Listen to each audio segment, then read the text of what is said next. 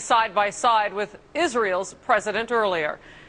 Mr. Obama saying the United States would not hesitate to use military force to stop Iran from getting a nuclear weapon. Iran's leaders should understand that I do not have a policy of containment. I have a policy to prevent Iran from obtaining a nuclear weapon. And as I have made clear time and again during the course of my presidency, I will not hesitate to use force when it is necessary to defend the United States and its interests. Mr. Obama speaking at the annual American-Israel Public Affairs Committee conference in D.C., but he also said, quote, "There's been too much loose talk of war, which has only emboldened Iran." Israel's foreign minister saying his government alone will decide whether it will strike Iran. Of course, Washington and Jerusalem have not seen eye to eye on this issue. Today, Israeli President Shimon Peres calling Iran a clear danger that must be dealt with. Iran is an evil, cruel, morally corrupt regime. It is based on destruction. It is an affront to human dignity. Iran is a danger to the entire world. It must be stopped, and it will be stopped.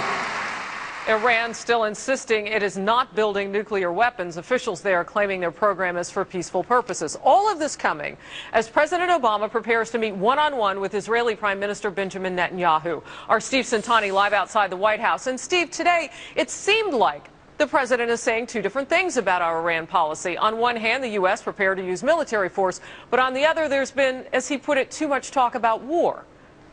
Right, Harris. Right now, the president's focus appears to be avoiding war. He wants to allow more time for the latest economic sanctions against Iran to take effect and to have the effect they were supposed to have. Now, the president firmly believes the best way forward, at least for the time being, is to put more pressure on Iran through the international community. He said this is not the time for bluster. Already there's too much loose talk of war. Over the last few weeks, such talk has only benefited the Iranian government by driving up the price of oil, which they depend on to fund their nuclear program.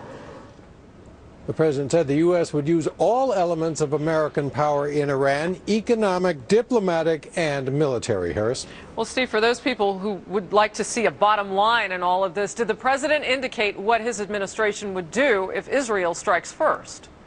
Well, no specifics, but the president did say that Israel has the sovereign right to make its own decisions about security matters. Israeli Prime Minister Benjamin Netanyahu was in Canada today and said that was the best part of the president's speech. He also said he's glad President Obama reaffirmed he has no intention of allowing Iran to develop nuclear weapons. Republicans here at home are afraid the president's not doing enough along those lines. You know, I think the fear is that we are going to allow Iran to reach the level of capability, and then it will be too late in terms of stopping it from having a nuclear bomb. And this is the central question, and I'm looking to the president to show some leadership on this and provide some certainty. And so the stage is set for the president's meeting here at the White House tomorrow with Israeli Prime Minister Netanyahu. Harris, back to you. Steve Santani, thank you very much. Now, away from all the talk about nukes, some Iranians, once again, needing our help.